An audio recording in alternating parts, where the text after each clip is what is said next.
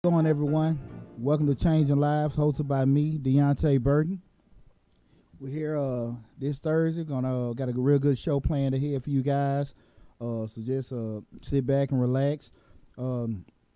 If you haven't, make sure you like, share, and subscribe to the YouTube channel Changing Lives. Tonight's topic we'll be talking about the difference between taking risks and taking chances. So if you haven't, make sure anybody that you know that hasn't had a chance to tune into the station, tell them come on in. You'll be available also to go in the live chat and also look at us via YouTube, Instagram, Facebook, and also participate in the chat there. We'll be able to respond to you. So look forward to having that go on today. Just to give a brief introduction into my past week. Now I've been talking about me getting another spot. That thing, that seemed like that went kaput. I was really enthused to probably about Tuesday and everything, and I've been back and forth. My real estate agent been doing a super job, really back and forth, trying to get everything together. But the actual owner of the building, I don't think we're gonna be able to make that happen. I'm one of those type of people that kind of stick with my word, and I get something. It's not what we originally agreed on. I get real funny by that, and that's probably, if people follow me on YouTube, I made the video yesterday about following your gut, and a lot of that was pertaining to that. Whereas you have things that you really want to do, and I really wanted that spot. It was kind of ideal for a lot of things that I wanted to do, but my intuition and my gut was telling me, "Nah, leave it alone, Poochie." And I'm in the position I am right now in life because I follow my intuition. And typically, when we go against that, that's when we enforce stuff. That's when we have bad stuff happen to us in life. So I follow my gut and follow my intuition, and hopefully, to regret it, and everything. I ain't been one to trip on money I ain't never got in my pocket, so I'll be okay. Also, let everybody know, I'm a tax accountant by profession. Tax season is coming up. My company, Majestic Business Services, we will be taking appointments starting next week, for booking. And we'll be starting pre-filing as of January 2nd. The IRS, I think, is letting transmissions go to, I think, the 27th or 28th next month. I'll make sure I'll let everybody know at least by next week when, but it'll be no sooner than that, the 27th, 28th. But we'll, as of January 2nd, be taking applications in, especially for the fast tax. We do pre-funds and things like that.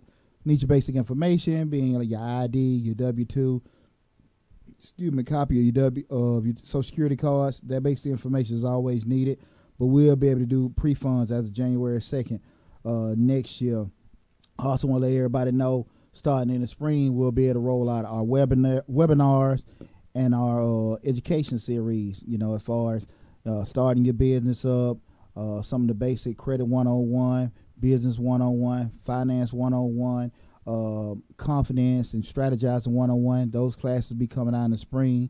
So be tuned in for that. I have some of the promos coming out, sooner in regards to that. So, make sure, again, you go to the YouTube channel, Changing Lives, and like, share, and subscribe to it, and you'll be able to see some of the products we'll be having in. But again, make sure you look to set those appointments. I have everything set up next week for you guys. You want to, need some of that early money. Can't get you no money before Christmas, but I make sure, by the 15th of January, you'll be able to party a little bit, have a little change in your pocket.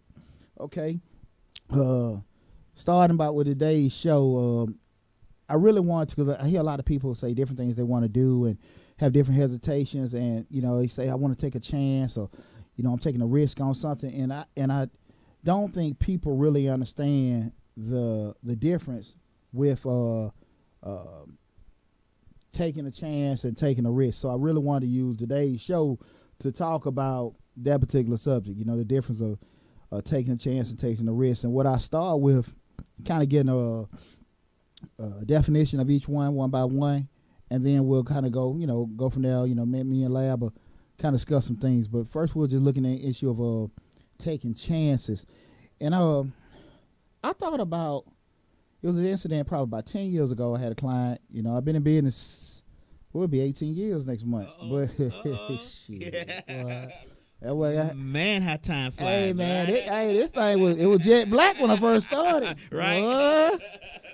But about 10 years ago, and I got a client called me. A gentleman called me, and he had a family member pass, and he got an inheritance, and he was telling me, because we do a lot of front end consulting. Hey, listen, I want to start a business up. I got this inheritance that has came in, and we want to get a business up. What can you help us do? And pretty much, with my company, I'm accountant by profession, but my business, we're a one-stop shop for small businesses. We do the consulting, the tax prep, payroll, the business formations, all the strategizing, all the fun stuff for your business and stuff to ensure you're able to operate effectively and efficiently. But the gentleman wanted to know pretty much how can I help him get everything together. And he was just saying, he got this money up. He said, man, I got $50,000, all the barbecues. I cook, everybody like my food. People be talking about it, so, that's just the talk of the town. So my wife done talked to him, and now I want to, open my own little restaurant and stuff like that. And I said, okay, cool. So I said, let's, go down and get the blueprint together and everything. Like, sit down and look at the pros and cons, do an analysis of what's going on and everything. Just to get some background information. When I say that whole damn conversation went south, it went deep down south. Shit. His whole attitude changed because now we started talking. The conversation went away from getting his business set up to like homework, which is when you looking in terms of starting a business, you have to do a lot of background digging, homework, and stuff like that to get information about everything up front. And this guy, he just went like, no, I don't want to do that shit. I got this money. I'm ready to move. Look, just look. He kept asking me, do you want to get paid? I said, yeah, I want to get paid. Now I am going to get paid, but we're going to do it right. Mm-hmm. But he just was like, no, I'm ready to, I don't need to know that. The chicken is good. The people going to eat the chicken. And, they're going to come because you don't know. You probably need to talk to my wife. That's what he kept saying. Talk to my wife. People go crazy for it. They're going to come. We open it up, so I ain't worried about that. Again, this is a classic example of taking a chance. Not knowing what the hell going on, not having any idea to open a business. I mean, just, Let me ask you. Do you think that most of us, we see a business, we see our I don't want to say imagination, but our fantasies about a business, and that our ambition takes over, and we don't necessarily add up the risk or the whatever you're talking about. I'm sorry, what you're talking about now. We don't take those into consideration when we start a business. We just got the money, we got an idea, and we think it's the best idea ever, and we don't sit around and think about the pros and cons of the idea. That our ambition takes over, and all we just see is money and future and businesses. We don't see anything else in between. We see the beginning and the end. We started, we working it, and we successful. And we all live happily ever after. We all live happily ever after. We don't see the stuff in between. Absolutely. Here's the deal. A lot of times, I can. You gotta think about, especially living in the city of Atlanta. You got Atlanta Housewives, the richest, this and that, Atlanta and everything. Everybody and mama starting a business up, and people have no clue about the whole process of starting a business. So people, have a big false perception of what actually a business is, right. And not understanding that when you're in business, this is just real talk. You gonna work 20 hours a day just so you don't have to work 40 hours a week. Mm-hmm. And as backwards as that sound, that's really the whole essence of being in business. That you gonna have to work 20 hours a day so you don't have to work 40 hours a week. And if you're not mentally prepared for that kind of grind, you really probably not gonna get you a job. And I always tell people there's nothing wrong with that, because the thing of it is that you want to be, in my view, the end game is to be happy. Mm-hmm. So if you go to your job, you work there 30 years and you're happy, that's what you want. If you working 20 hours a day on your business and stuff like that and you're happy, that's what you want. So it's not a right or wrong, but you got to make sure that you're mentally prepared for that. So like to your question you asked me, the people have like this false idea of business. Exactly. Yeah. They want to, be the Suge Knight or see, Puffy, oh Lord, and everything. You think that's just it and everything. They didn't see Puffy dancing on the video before he became, 800 million in, right? No. And they probably don't see Puffy stressing out behind closed doors. How I'm going to pay this, how I'm going to pay that, and everything like that. And that's a humongous part about it. When those sleepless nights, those stressful days, and those moments when you got to rob Peter to pay Paul and just got to figure it out. Entrepreneurs kind of thrive in that. You about crazy as hell. We really kind of cool with doing that. And if you're not really mentally built for that, it's probably not best for you. The fun part about it is figuring out how to solve the problem. Absolutely. Because if you figure out how to solve it, then you won't ever have that problem again because you already know what to do to fix it before it even starts. I'm going to give you a good example. Mm-hmm. I work for a guy. He owns shopping centers all over the place. Uh-huh. And this is like 2008. I worked for him like almost 10 years. Uh-huh. And when the housing crisis happened, it hit shopping centers too. When the housing crisis happened, he had notes that were due. Bank of America was calling his notes for $800 million. I mean, we ain't talking about little money. We talking about he owed $800 million. Yeah, I'm gonna have it cost $800 million. They wanted because what he was doing was he would buy one shopping center, get it built, then take out a loan on that shopping center to build the next shopping center, and it worked fine for a long time. But what happened was when that housing market happened, all the banks that he owed money to wanted their money. They was calling in those notes. Mm-hmm. So, it came to a total of about $825 million that he didn't have. Now, don't get me wrong. He tried to figure out how to get it, and he was an entrepreneur. He started with fitness centers and stuff like that. But what happened was when it came time to pay the notes, he just couldn't figure out how to do it. Mm-hmm. And everybody saw the business, how he was living. He had this big house he was living, but they ain't see him being sleepless at night because he tried to figure out how to pay this $825 million that he owed, or else his business is going to crash. Exactly. Eventually, he had to close, but it's just the point of there's a lot of things in between business that we don't see, that all we see is the success. We don't see the getting up at night. Like me, like with this. I work another job. I work a full-time job in the day. I do this at night. But I love doing it, so I'm going to continue to do what I do, but it's still a grind. Mm-hmm. Because after you guys leave, I got to edit videos. I got to do this. Before you know it, it's 1, 2 o'clock in the morning, but I got to go to sleep and get up again at 6, Mm-hmm. So people don't understand that business is business, but business won't be successful unless you put in the time to make it successful. And it may take you 27 hours out the day to make it successsussful. You get what I'm saying? So I think people need to understand that the middle part of it, the beginning is great. The middle is what messes us up. Yeah, absolutely. Absolutely. And even speaking of myself, I worked in corporate America for 15 years while I was building everything up and starting the businesses up and everything. And one thing about it, like you just saying, dealing with that middle part, I think that's when most people figure out what they can and can't do and what they are and what they are and aren't built for with doing it. Because I'm always going to tell people, try it. If you try it and if it worked, great. If it don't work, at least you tried. But give it an honest effort in trying to do it.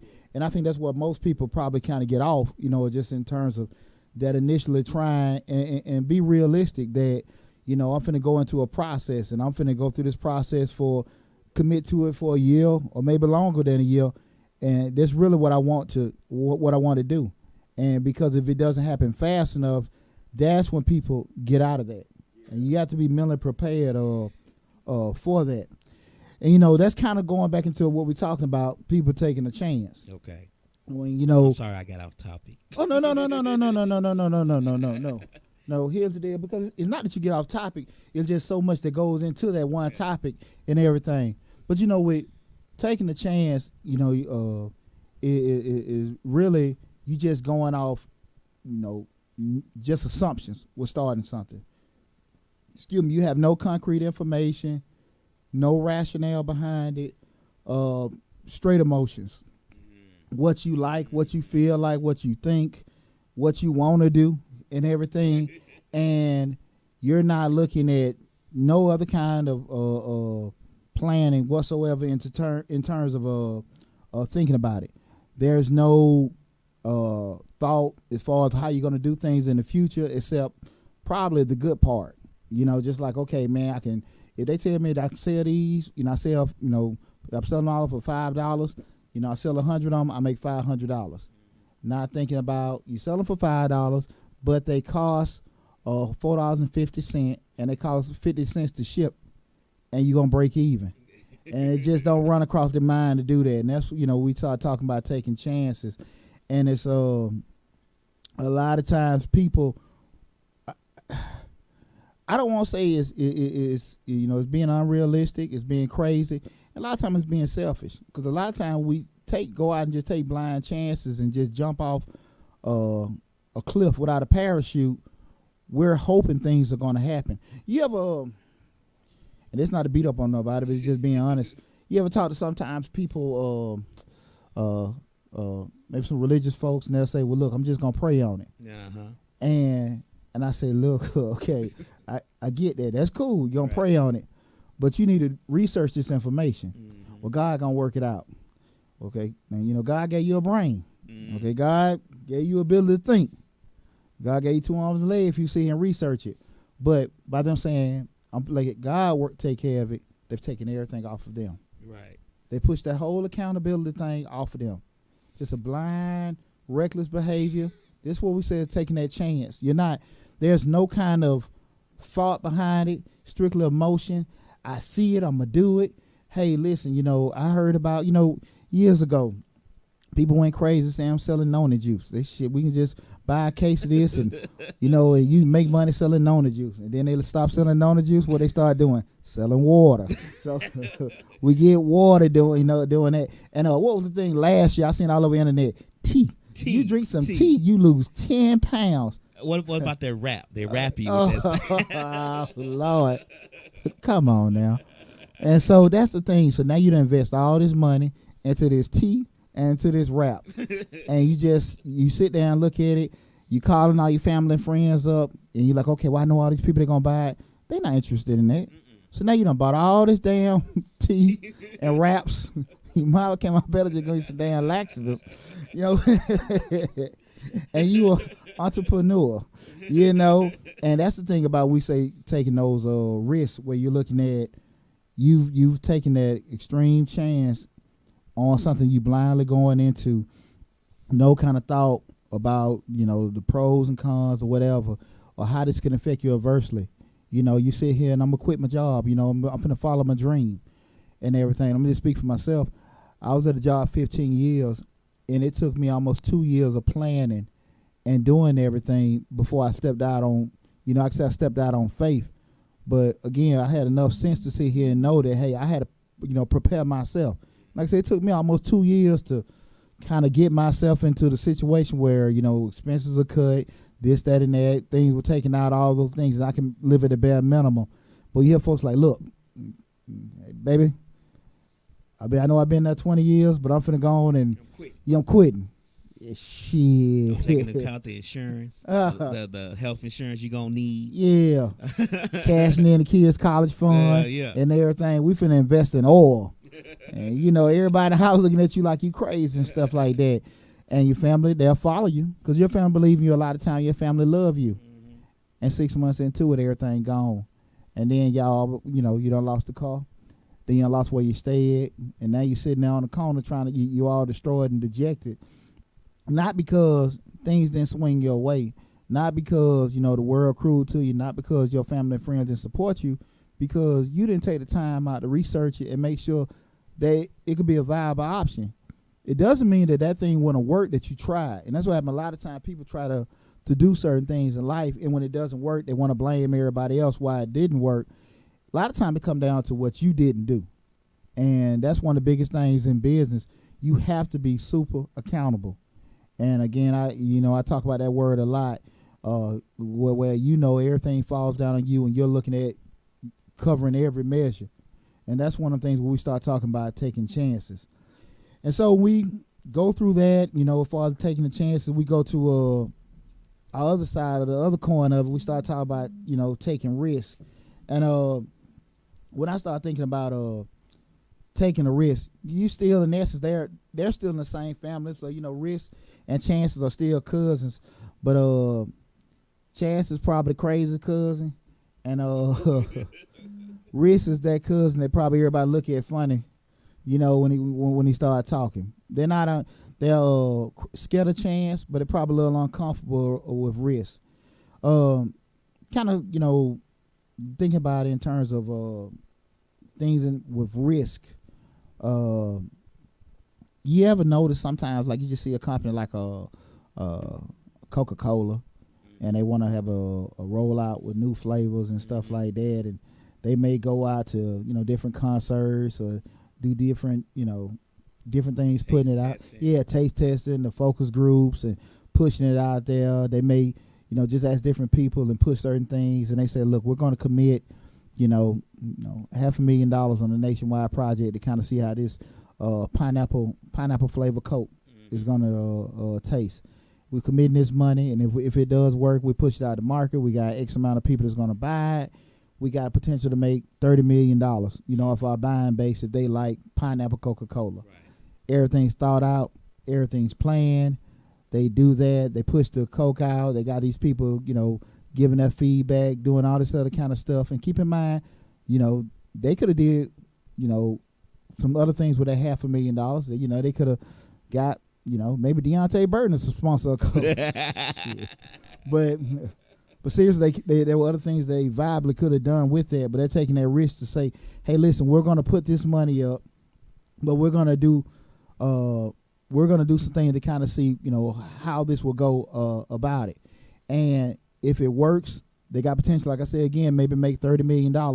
If it fails, they knew that on the front end that they could lose that $500,000, and that was the risk they were willing to take. So that's a example in terms of just taking risk, and everything. So you what you potentially can lose with it, but you're trying to sit there and look at all the ways, to hedge the risk or hedge the loss, or the things that you could do so you don't encounter the loss. And those are one of the things why I talk about example of a risk. But pretty much when you're taking a risk, you're sitting down and doing all your due diligence to gather all your information. That's the word I was looking for. Well, your due diligence. I was just about to say, don't they do the due diligence is very important. Absolutely. They're doing their due diligence. They're gathering information. Everything's methodical. They've actually probably made a plan to sit here and say, hey, we want to do this. And when you're taking a risk, you're sitting there going through all the different things. Now, again, you cannot, for the simple fact it's not a for sure thing, you cannot say, hey, this is going to happen.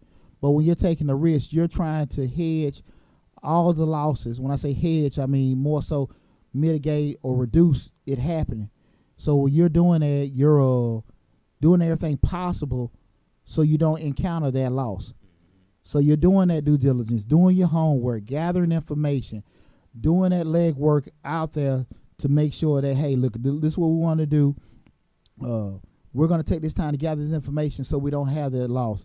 A person that takes risks, that's how they think. Let me do my homework on the front end. Let me try to sit here and do all the reporting I can. An individual that takes risks, they're going to seek out those trusted advisors. That's why the president has a cabinet. That's why, in major corporations have that board of trustees, or what's the other word for it? Or your board members. Yeah, board. Yeah, to sit here and take advantage of all their human capital.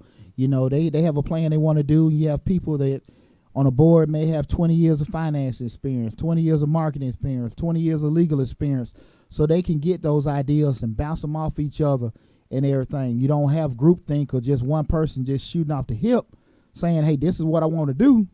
And when shit don't go right, you're sitting there looking like, man, I didn't know. and when you're in business, I don't know can be disastrous. That's true. So that's why when we're looking at risk, you have those trusted advisors. You present what you're looking to do, give them the information, let them give you back feedback.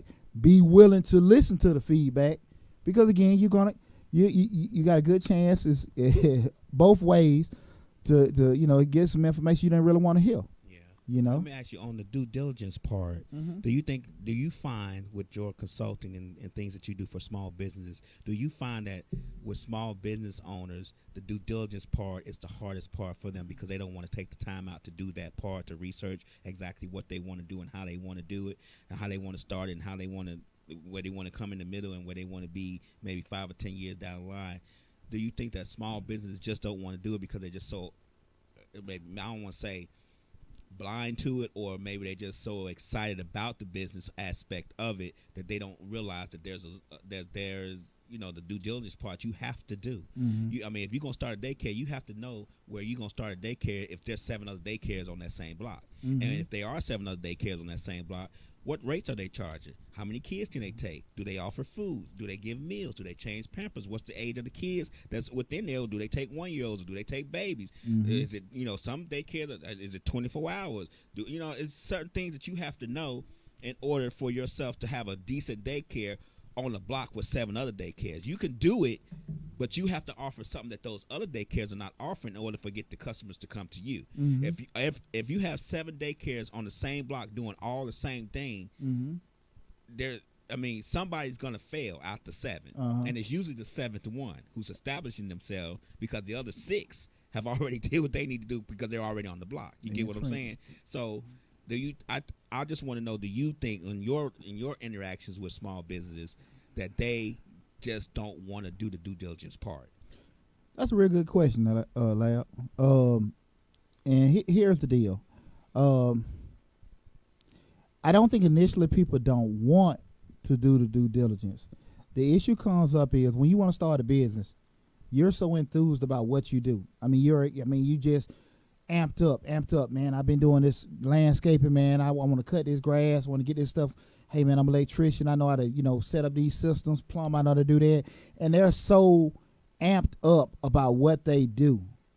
And when you come to a person like me to say, hey, do you due diligence, get the homework, we start talking about the things like management, finance, marketing, structure, forecasting and all that other kind of stuff. I'm almost talking Chinese to them.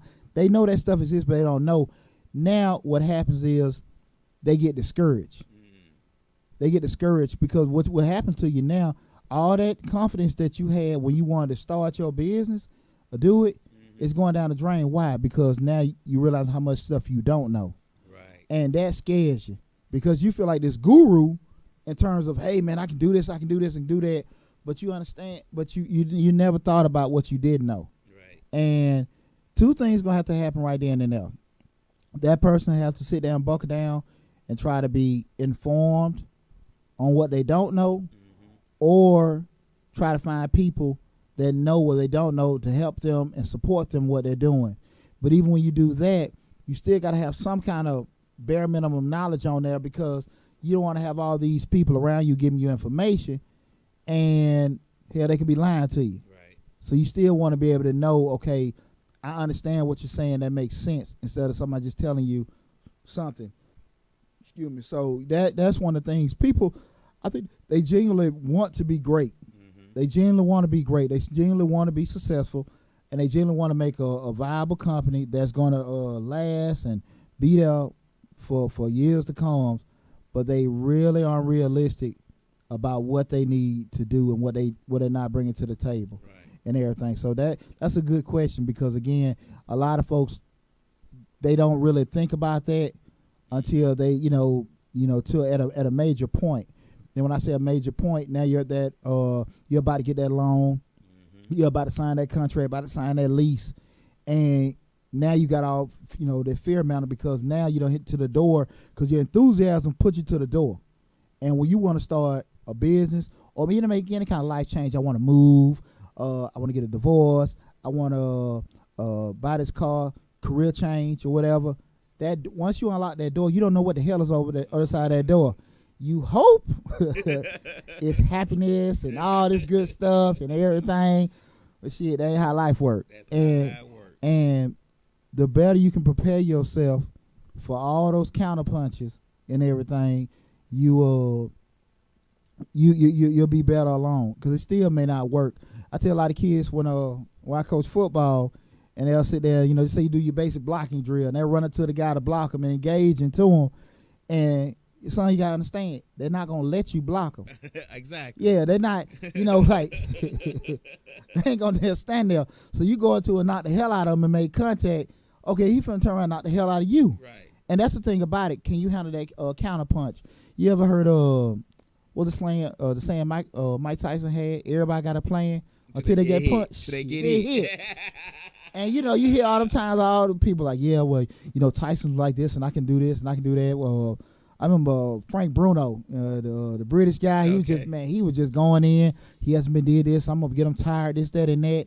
And you seen that first hook he did to his side. And Tyson like 5'10", 5'9", and Bruno like 6'5". Yeah. And when he hit them ribs, you just tell he buckled. Every damn thing that man had planned going into that ring. He went from boxer to survivor. Shit, he was moving around, and that's business. Well, you sit here and say to yourself, I got this plan, and or not just even business, just life. I got this plan. This is what I want to do, and you started. Something happened, and everything get derailed. Yeah. And everything it just happens, and all the time. And I talk to people about it all the time. You got to be prepared for the something happen. Mm-hmm. Can't tell you what the something happen. Now there's some things that commonly do happen. And everything, and we can try to be prepared for it, but you can't be prepared for everything. That's true. Just people have to make sure that they're in a position where they can sit here and just kind of think things out. Even with risk takers, a lot of times they're very good decision makers. Going back to the video I had yesterday, looking at past things that happened to your life. Because we always want the best to happen for us, and the best for people that we know and love. And when we have those moments where, look, I got this information, a good decision maker will gather that information, and if they're still not for sure, they'll go off their intuition to say, okay, look, my gut, typically what happened in my life, this ain't gonna work for me. I ain't feeling right about that. And you want something to happen. I'm telling you, I want this car, I want that car. I've seen people at and I'm not talking bad about anybody, but it's just my personal feeling. I've been at dealerships, and you see people sometimes praying they go get the car, the man come back out and give you a favorable thing so you approve. I kind of look at the other side of it. Shit, it might be best you don't get it, because when he come back approve you, he's gonna give you a shitty deal. Believe you me, because if you go and had a good deal, he just went off of there from the get go. He want to just make the deal happen. So this thing that you're praying for, you hoping happen, hell, you might be getting something that getting it. Well, I might can get overtime. I think they are hiring part-time down the street. I know Walmart gonna be doing this, that, and that. You don't want that shit in your life. No. So and your gut telling you, look, you don't need that, and everything. So you may can't get that car. You may have to downsize. You may have to be uncomfortable for a year or two with the thing you can't afford. Get it, rebuild yourself. 2 years, go back to the lab and get you what you want. Yeah, I mean, I had to do that. I'm not shy about it. I drive a Versa. The smallest car. But after divorce, everything like that, what I went through as far as divorce and stuff, my credit was bad. So I had to start where I could. It was a new car, 0 miles on it, and it was a small Versa. Of course, I want something else, bigger, but I know for a fact that I can't afford something else bigger right now. I'm doing this business. I'm working. I got other bills, So you have to weigh the risk. You have to say to yourself, okay, I want a better car. I want to be styling, profiling too. But on the opposite side, if I get the other car, will I be able to keep it? If I'm paying $600 a month, you know what I'm saying? Or I can keep this little car when I'm paying $200 a month. You get what I'm saying? So absolutely, you have to weigh those risks. And I'm trying to start this business. If this business take off, I may be able to afford the $600 car straight cash. So you have to think of those things as you go through things, because everybody wants something better for themselves, but a lot of times that better is not necessarily what you need right at that particular point. And I wanted to go back to something else as far as small business is concerned. I think people don't also, and you can address this when I'm done. I don't think people also weigh the emotional toll it takes on you when you start a business, especially if you start a business, if you have a family and all those things, the emotional toll it takes on you. This business not taking off. It's not doing what I'm thinking it's supposed to doing. Man, did I make a mistake? I got to pay the mortgage and the rent at my spot. It's just, and the business not doing well this month. So I think people also need to weigh those. I know you probably do because you pretty straightforward about everything. Do you talk to them about the emotional toll it might take on them too? Not giving them psychological help, but just, hey, you need to weigh all this stuff out. Absolutely. To your first point, where you bring it up in terms of just knowing where you are in life, with that goes back to, knowing what you're trying to do and where you're trying to be, and realistically, can you do that? And if you can't make those simple decisions for yourself, you're going to be stuck in limbo like a lot of folks that can't get, well, I can't do this, and man, this stuff ain't happening, this, that, and that, and everything. A lot of times we cause ourselves that. Like you just said, you go through that thought process, look, let me be uncomfortable, and let me be okay with being uncomfortable for a certain period of time so I can be very comfortable later on. Yeah. And a lot of people just don't want to come to that way of thinking. Now, to go to your second question in terms of the emotional toll, I can speak just for me personally. I know I was probably a ticking damn time bomb, maybe 5 months prior to leaving my job and going in for myself because of the stress level of what I was going through. And I know I probably put my family and close friends, people like, what the hell wrong with Poochie? And Poochie crazy as hell, man. This, that, and I could see, and I with doing it, and you're not consciously trying to be a certain way or be nasty with people, but it's just straining you out.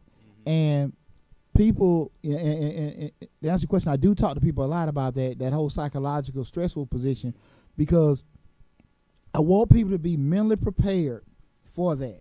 You cannot go into business, or you can't go into any kind of life-changing, like I just said, leaving your job, moving, or whatever, starting over. You cannot go into that stuff willingly.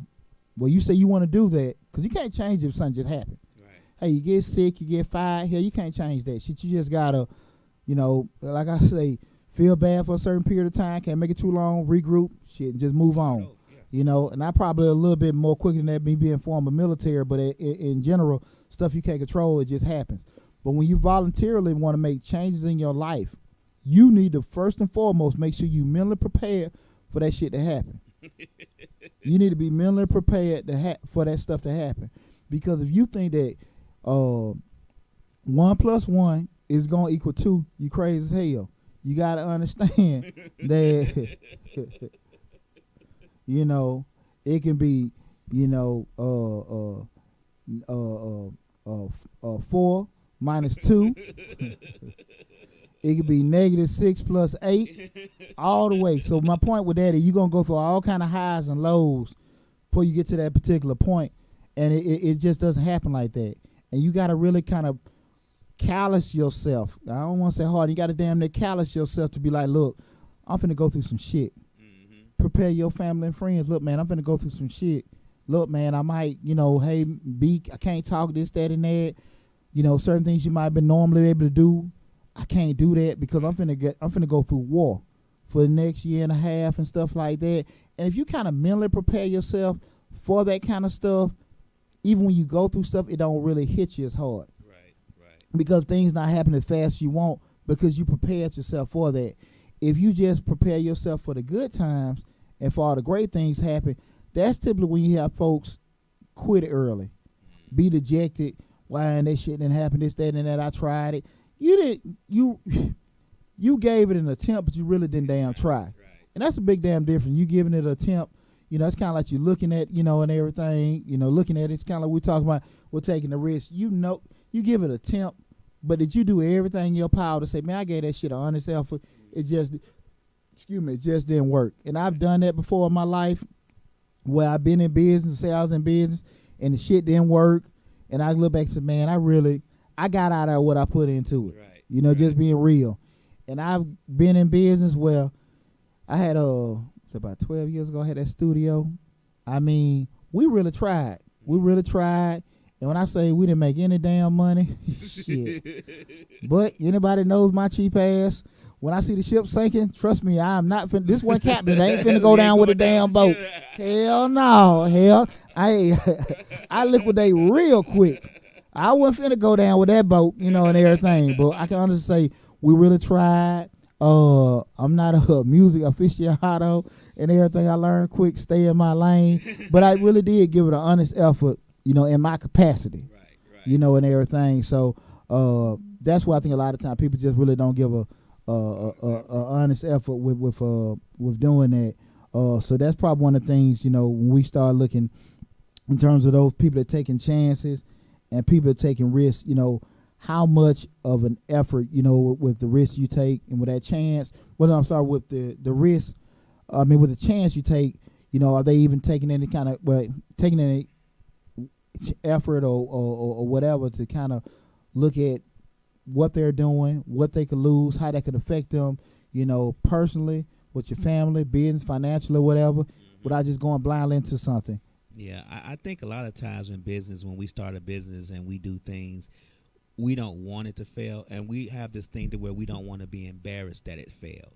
You get what I'm saying? We start a business, we tell our family, we tell our friends, this business just taking off, and then the business starts to fail, and us and our selfishness and ego, we don't want to just let like you say, you saw a ship sinking, you went on here and got up off that ship. Some people will go down with the ship because they don't want to be embarrassed about the fact that the ship is sinking and their business is failing, and people they're afraid what people gonna say. Well, his business failed. You know how, and I think a lot of times people have to take in the pros and cons and say to themselves, this may fail, this may not accomplish what I wanted to accomplish, but at some point I have to learn something from it and take from it what I can, and maybe the next business will do better. And I don't think people realize that, or people take that into account.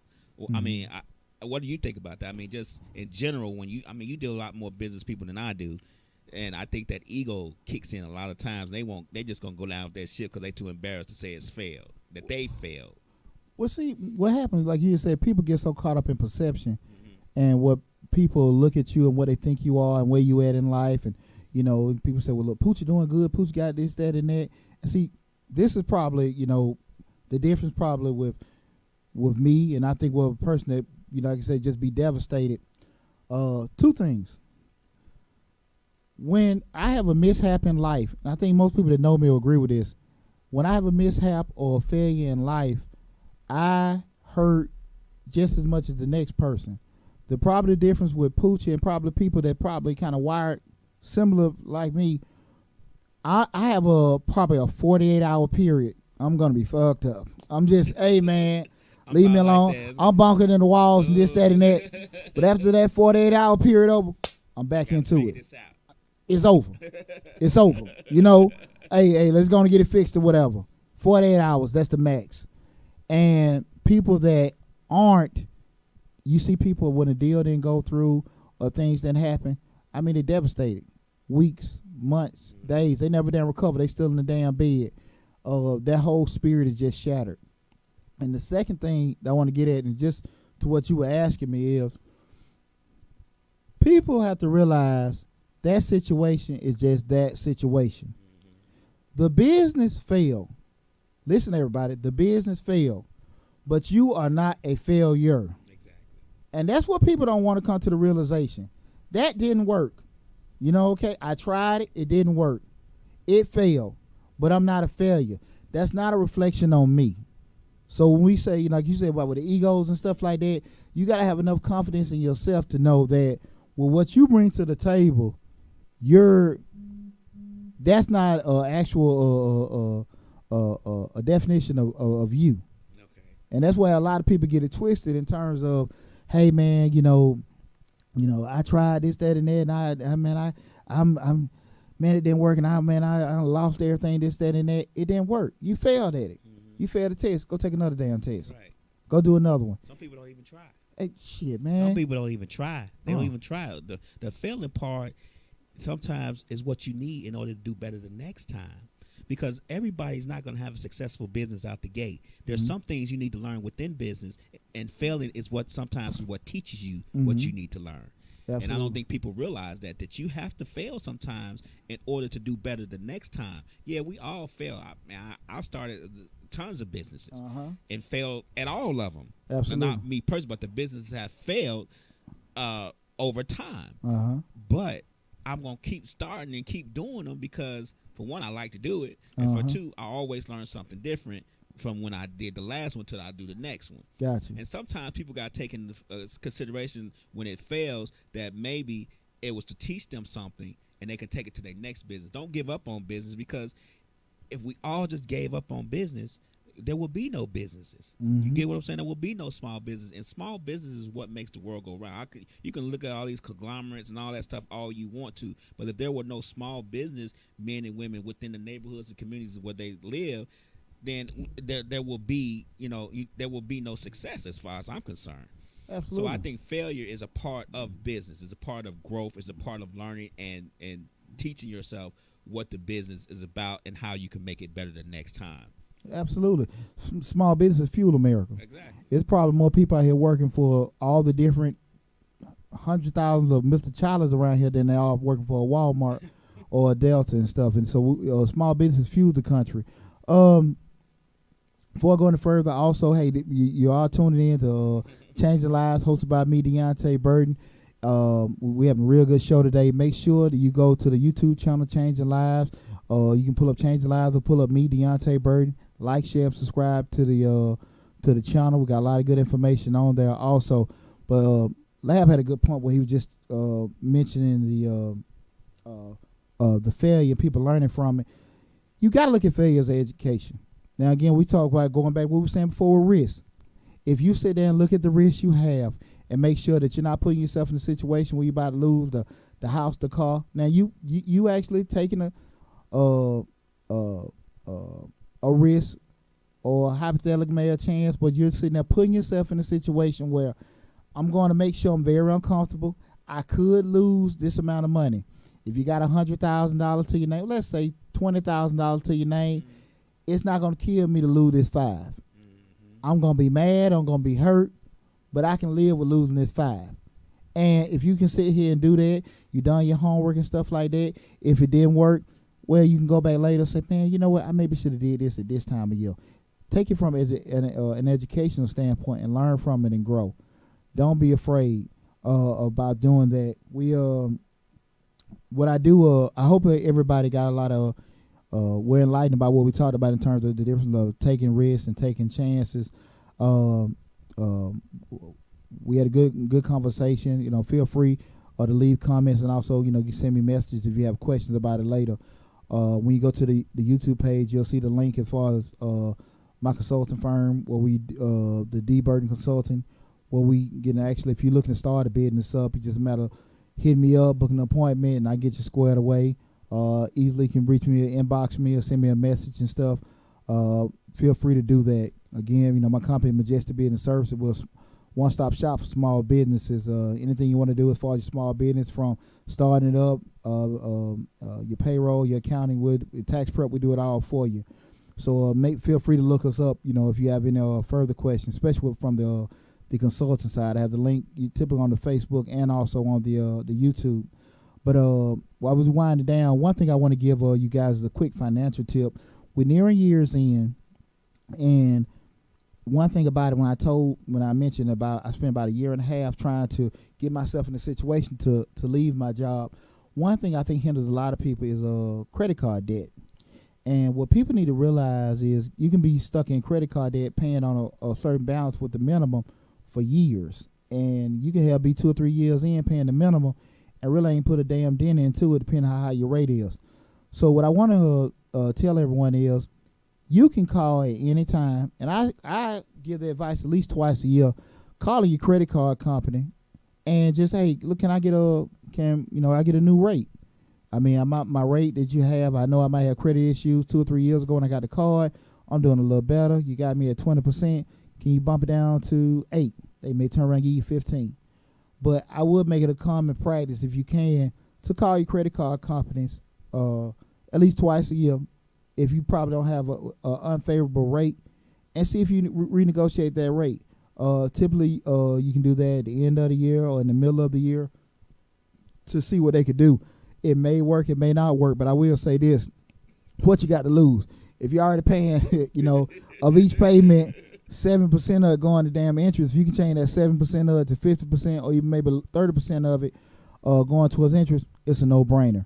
So kind of make that a common practice, and I think you'll see a whole lot, especially from a cash flow perspective, what you're paying now and being more effective as far as paying the principal or the total balance of that credit card balance down quicker if you can get rate reduced. And listen, it's just a phone call. Hey, listen, I've been looking over everything. Now, keep in mind, make sure your stuff is semi-okay. Now, if you just had a crash or something bad, you know they're not going to entertain that conversation.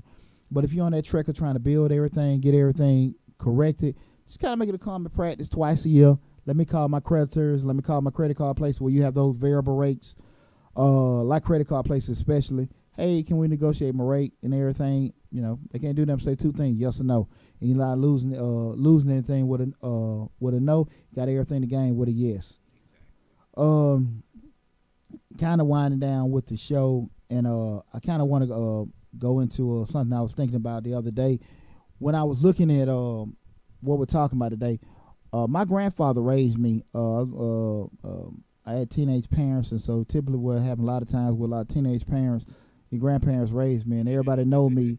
They know WC. That's my grandfather. That's probably the most influential person in my life, and I pretty much act a lot like my grandfather, and that's good and bad. It's probably some of the bad ways he had. I picked him up, and I think he had more good ways than bad, and I picked up most of his good ways. And I think I've kind of pushed my life to be a real stand-up guy, and I think that's, for the most part, a reputation I have with most people of being that kind of person. And I learned that directly from my grandfather.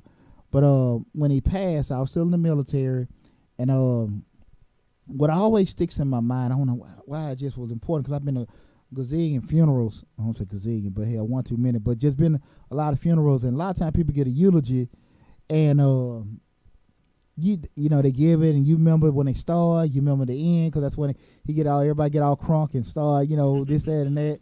But I remember my grandfather's eulogy from beginning to end.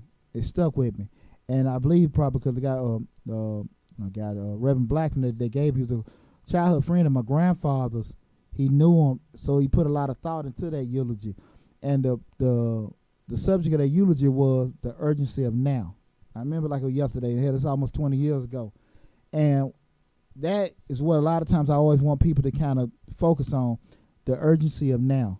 And what he was stressing, don't put off tomorrow what you can do today. Don't think that tomorrow will come and it's going to work out like that. The shit that you can do to help yourself today, take care of it. Don't assume that tomorrow and all this good stuff is going to happen in the future. Life don't work that way. We hope it do, but it just don't. And a lot of times we get so caught up into, even when we talk about stuff with business, as far as planning a year from now, 5, 10 years from now, having all this stuff together. I want to make sure I got my kids' college fund together. I'm going to work 20 years because I want to make sure I got a good retirement and everything like that. Don't lose the future and forget about the now, because you can sit here and I know you hear different people saying different things in terms of you can't die with that money, this, that, and that. No, you can't. So but with that said, you can't be damn foolish and assume that hey, I'm just living how, spending how I live and all that. I can't take it with me. That's BS, because that's a whole nother show. We talk about legacy and building for your family and everything like that. Just being responsible. I feel like is making sure your lineage is taken care of well after you're gone. I'm more so talking about losing yourself in terms of not even enjoying life because you're focused on other things and everything. So just that's one thing I really want to embark on everybody. Just have that urgency of now. Enjoy life. Appreciate yourself. Appreciate the things that that you get for free. We talked about that last show. Your family, your health, shit that can be taken, at any time. You can go get you another job. You can go get you another house. You can go get you another car. That replaceable shit is cool, but that stuff, keyword can be replaced. You can't replace your health. You can't replace your family. You can't replace you. When you start thinking about doing stuff that compromises the person that you are, you may want to kind of hedge away from that. So that's one thing I really want people to just remember this. Really remember the urgency of now. the series of, the actions that you do, how they affects you now. When you get up in the morning, make sure you're doing things that's going to be impactful to you and also be impactful to other people. I think you'll appreciate life a whole lot more. Again, this is Deonte Burden, host of Changing Lives. Please go to the YouTube channel, like, share, and subscribe to it. Put the word out. I really appreciate all the support I've been getting so far. Like, share, and subscribe to the YouTube channel, Changing Lives. Again, like I said at the beginning of the show, we're going to have a great 2019. I'm going to be pushing more information out what we're going to be doing. We got the classes coming. We got the webinars coming. We got tax season coming. That's my money making time. So I need y'all to start booking them appointments. We'll have that calendar open up next week and everything. But definitely, please, again, Changing Lives hosted by me. Like, share, and subscribe to the channel. But lastly, please, remember the urgency of now. Enjoy life. Take care of each other. Love yourself. Love your family. And do good things out there to help yourself and other people. Take care.